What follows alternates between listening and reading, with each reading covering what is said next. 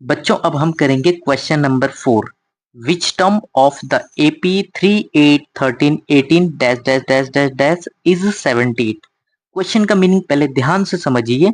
इस क्वेश्चन में क्या कहा जा रहा है? इस क्वेश्चन में कहा जा रहा है कि हमको एक AP गिवन है 3, 8, 13, 18। मतलब AP के हमें 4 टर्म्स दे रखे हैं शुरू के, और बाकी के टर्म्स नहीं दे रखे हैं। और वो हमसे कह रहा है कि इस AP को जब हम आगे फॉरवर्ड करेंगे तो कहीं ना कहीं एक टर्म आएगा 78। हमको बस यही बताना है कि 78 कौन सा टर्म है। टर्म की वैल्यू कितनी है? टर्म की वैल्यू तो 78 है। जैसे फर्स्ट टर्म की वैल्यू 3 है, फोर्थ टर्म की वैल्यू 18 है। ऐसे आगे जाके कोई टर्म आ गया, हो सकता है वो टर्म 12वां टर्म हो सकता है वो 25वां टर्म हो। बस हमको यही बताना है कि ये जो 78 है ये कौन से नंबर का टर्म है, मतलब ये विच टर्म। बस यही हमको समझना है। अब हम इसका सॉल्यूशन करते हैं। Solution number 4। तो सबसे पहले हम एपी को लिख लेते हैं बच्चों। 3, 8, 13, 18 dash dash dash dash dash, और हमको ये बताना है कि कौन सा टर्म इसका 78 होगा। तो सबसे पहले हम क्या कर देंगे, ए निकाल लेंगे। सबसे पहले ए कितना है हमारा 3। डी कितना है? डी है 8 माइनस 3। कैसे निकाला? सेकेंड टर्म में से फर्स्ट टर्म को माइनस करते तो डी निकलता है। तो फिर यहाँ से हमारा डी कितना आ गया? D is equal to 8 minus 3 होता है 5, तो डी हमारा 5 निकल गया। अब हमको क्या बताना है कि कौन सा टर्म इसका 78 होगा। तो हमें पता ही नहीं है तो हम लेट कर लेते हैं। जब हमें कोई चीज नहीं पता होती है तो हम क्या कर देंगे, लेट 78 बी nth टर्म। हमने क्या मान लिया है, इस 78 क्या है? nth टर्म है। अब हमने nth टर्म मान लिया है तो हम क्या लिखेंगे, nth टर्म क्या है? 78 के इक्वल लिख देंगे, क्योंकि हमने लेट कर लिया है। अब क्या है, ए एन का फॉर्मूला क्या होता है? ए प्लस एन माइनस 1 इंटू में डी इज इक्वल टू 78। यहां से हम क्या करेंगे, इसको पहले सबसे पहले इक्वेशन फर्स्ट लेट कर लो। अब हमको ए एन, देखो nth टर्म की वैल्यू हमने 78 मान ली है। अगर हमको n पता हो गया तो हमको ये पता लग जाएगा कि कौन सा टर्म है। अगर n की वैल्यू 2 निकल गई तो हम कहेंगे कि हमारा सेकंड टर्म है ये। बट अभी हमें n की वैल्यू नहीं पता है, तो n की वैल्यू कैसे पता चलेगी? हम क्या करेंगे, यहाँ से a और d को उठा के इस इक्वेशन फर्स्ट में रख देंगे, जहां से हमें n की वैल्यू आसानी से मिल जाएगी। तो a कितना है? 3, तो मैं यहाँ रख दूंगा 3। n तो हमको पता करना है, और d कितना हमारा 5, तो मैंने 5 रख दिया है। ये हो गया 78। अब मैं क्या करूंगा, इसको सॉल्व करने के क्या होते हैं, बच्चे ना बहुत ज्यादा इसको एक एक चीज को ओपन करके करते थे। इसको करने का तरीका मैं बता रहा हूँ, इसी तरीके से आप करेंगे तो आपका टाइम बचेगा। तो हम क्या करेंगे, n-1 इंटू में 5 को यहीं रखेंगे, और पहले ये जो ऐड हो रहा है इसको इधर ट्रांसपोज कर देंगे। इधर +3 इधर जाके -3 हो जाएगा। तो ये कितना हो जाएगा आपका,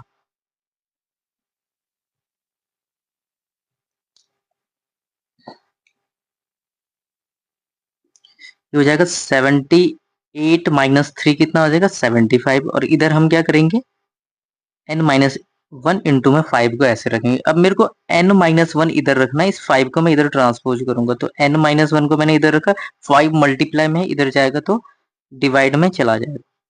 ठीक है, अब मैं क्या करूंगा, n मेरे को चाहिए, पहले n-1 को ऐसे रखो, इसको इन दोनों को डिवाइड करेंगे तो कितना आ जाएगा 15।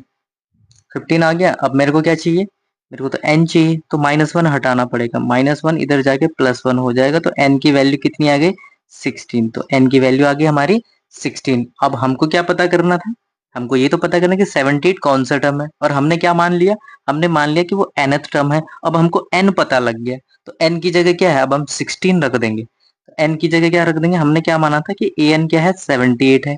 अब हम क्या करेंगे, n की जगह 16 रख देंगे। 16 रख दिए, तो इससे क्या प्रूव हो रहा है भाई, ए 16 का मतलब क्या है, ए 16 का मतलब है कि ये 16th टर्म है। तो इसका मतलब है, अगेन आप सुन लीजिए कि 3, 8, 4, 18 को अगर इस एपी को मैं आगे एक्सपेंड करता हूं तो जो 16वें नंबर पे होगा वो टर्म हमारा 78 होगा। जो ए 16th टर्म होगा वो ही हमारा क्या होगा, आंसर होगा। तो मतलब हमारा 78 कौन सा टर्म है, 16वां टर्म है।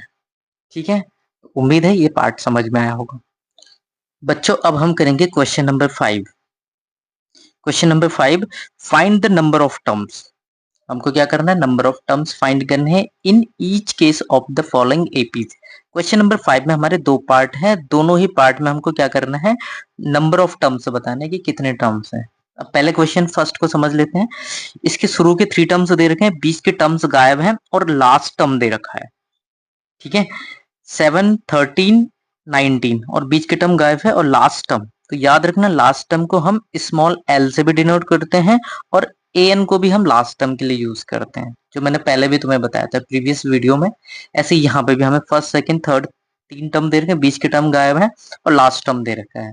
और हमको फाइंड क्या करना है, हमको इसमें बताना है कि टोटल कितने टर्म्स होंगे और इस एपी में भी बताना है टोटल कितने टर्म्स है। ये दोनों एपीज हमारी फाइनाइट एपीज हैं क्योंकि ये यहाँ पे रुक गई है, आगे ये डैश डैश डैश नहीं है, बीच के टर्म नहीं है। बट ऐसा नहीं है कि एपी हमारी बढ़ती चली जा रही है, तो दोनों एपीज हमारी फाइनाइट है। तो चलिए फर्स्ट पार्ट को हम सबसे पहले करते हैं, 5 का क्वेश्चन नंबर 5 का फर्स्ट पार्ट करते हैं। फर्स्ट पार्ट में क्या है, चलिए फर्स्ट पार्ट में पहले मैं लिख देता हूँ। एपी हमारे पास क्या है, 7, 13, 19 और बीच के सारे टर्म गायब है और आखिरी टर्म मेरे को पता है। इस आखिरी टर्म को हम क्या बोलते हैं, एन या एल। ठीक है, तो सबसे पहले जो चीज हमें गिवन है, ए हमको गिवन है, इसकी जरूरत हमको ज्यादा पड़ती है। डी क्या हमारा 13 माइनस 7, तो डी क्या निकल के आ गया हमारा, डी निकल के आ गया हमारा 13 माइनस 7 6, तो डी हमारा 6 निकल के आ गया है, ए हमारा 7 निकल के आ गया। और ये जो आखिरी टर्म है इसको बोलते हैं ए एन, एनथ टर्म बोलते हैं लास्ट टर्म को, तो 205 ये हमारे पास है। हम ए एन का फॉर्मूला रखेंगे, ए प्लस एन माइनस 1 इंटू में डी रख के हम ये कर देंगे। अब हमको क्या पता करना है, हमको ये पता नहीं कि टोटल नंबर ऑफ टर्म्स क्या होते हैं। तो एन जो होता है हमारा टोटल नंबर ऑफ टर्म्स होता है। अगर हमें एन पता लग गया तो एन से देखो, पिछले वाले क्वेश्चन में हमें किसी पर्टिकुलर टर्म को चेक करना था तो वहां पे भी हम एन निकालते हैं। यहाँ पे हमें क्या करना है, टोटल नंबर ऑफ टर्म्स निकालना है, तो उसके लिए भी हमारा एन ही काम करेगा। तो देखो हम ए की वैल्यू रख देते हैं 7 और एन हमको पता करना है, is equal to D, D कितना है हमारा 6। यहां से हम इसको सॉल्व करते हैं। अब अच्छे से देखिए, तो n माइनस 1 को यहीं रखते हैं, 6 इंटू में रखते हैं और 205 और ये प्लस का 7 इधर जाके -7 बन जाएगा और ये हो जाएगा 198 हो जाएगा। और इधर से n माइनस 1 बनेगा और ये जो इंटू में 6 है ये नीचे जाके डिवाइड में चला जाएगा। डिवाइड करेंगे तो कितना होगा, 6 3 जा 18, फिर 6 3 जा 18, आप डिवाइड कर लेना। ठीक है, तो n माइनस 1 कितना आ गया मेरा 33। भाई हमें तो n माइनस 1 नहीं चाहिए, हमें तो n चाहिए, तो -1 को भी ट्रांसपोज कर दीजिए, ये हो जाएगा 33 प्लस 1 मतलब 34, तो n की वैल्यू कितनी हो गई 34। अब देखो हमें पता कैसे चल रहा है कि इसमें 34 टर्म्स है। देखो हमने क्या मान लिया, ये लास्ट टर्म है ना, और लास्ट टर्म क्या n हुआ, तो इसका मतलब इसमें n ही टर्म होंगे ना। भैया अगर जैसे मान लीजिए अगर ये एपी यहाँ तक होती तो हम क्या बोलते हैं, फर्स्ट सेकंड थर्ड, तो ये थर्ड टर्म है, तो इसका मतलब इसमें 3 ही टर्म होते। बट अभी क्या है, ये एपी आगे जाके कहाँ पे रुक रही है, ये nth पे रुक रही है ना, क्योंकि ये nth टर्म हमने मान लिया, तो इसका मतलब n ही टर्म होंगे क्योंकि हमने इसको n मान लिया। अगर अगर ये 15th टर्म होता तो हम इसमें कितने टर्म होते हैं, टोटल 15 होते हैं, है ना। अगर आखिरी टर्म किसी का हमको पता है तो हम उसके टोटल नंबर ऑफ टर्म्स निकाल सकते हैं। तो यहाँ से हमको समझ में आ गया कि इस एपी में, तो बच्चों आपको समझ में आ गया होगा इस एपी में टोटल नंबर ऑफ टर्म्स कितने हैं, 34 हैं। अब हम सेकंड पार्ट करते हैं क्वेश्चन नंबर 5 का। इसमें भी हम सबसे पहले एपी को लिख लेते हैं। 18 है, 15 एंड 1/2 कॉमा 13, 3 टर्म्स है, बाकी बीच के टर्म्स गायब है और लास्ट टर्म -47 है। ये लास्ट टर्म है -40। ये ब्रैकेट मैंने इसलिए लगाया क्योंकि ये जो है ना डैश डैश और -1 जैसे लग रहा है, इसलिए। तो सबसे पहले हम ए लिख लेते हैं। ए कितना है 18 और डी यहां से निकालो। अब इस तरह के क्वेश्चन में बच्चे ज्यादा प्रॉब्लम क्रिएट करते हैं। देखो ये 15 एंड 1/2, तो इसको मैं पहले ऐसे लिख लेता हूँ, 15 एंड 1/2, ये सेकंड में से फर्स्ट को माइनस करना है 18। तो इसको सॉल्व करने के 2-3 तरीके हैं, जो सबसे बेस्ट पॉसिबल तरीका मैं बता ही रहा हूँ आपको।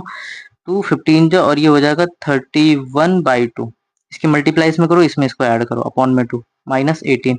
अब दो इस एलसीएम लेना पड़ेगा फ्रैक्शन को सॉल्व करने के लिए, तो ये हो जाएगा 31 माइनस 2 18 जो 36 अपॉन में 2 आ जाएगा। यहाँ से मुझे डी कितना मिल गया, -5/2। तो डी कितना आ गया हमारा, डी आ गया -5/2। तो डी मेरे को मिल गया। और ये क्या हो गया, ए हमको पता है, हमने ये मान लिया है कि इस एपी में टोटल कितने टर्म है, एन टर्म है। मान लीजिए इस एपी में कितने टर्म है, let be the total number of terms कितने हैं, एन है। और हमने क्या मान लिया, ये जो लास्ट टर्म है ये nth टर्म है।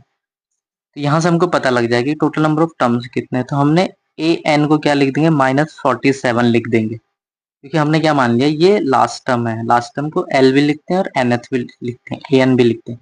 ए एन मैंने ये कर दिया, इसका फॉर्मूला लगाइए, A plus N minus 1 into में D is equal to minus का 47। ए कितना है 18, एन माइनस 1 को ऐसे रखो, डी कितना है इंटू में -5/2 इज इक्वल टू -47। यहाँ से हम सॉल्व करेंगे तो कितना हो जाएगा, n-1 इंटू में -5/2 -47। और ये 18 इधर जाएगा तो माइनस का 18 हो जाएगा, क्योंकि इधर प्लस में है।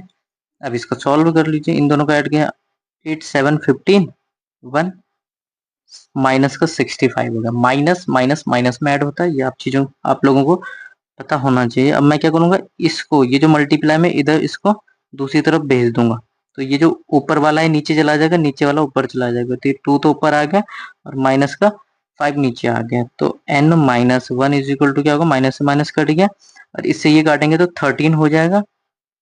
5 से 65 को कट करेंगे 13 और 13 2 जा 26, तो ये हो गया 26।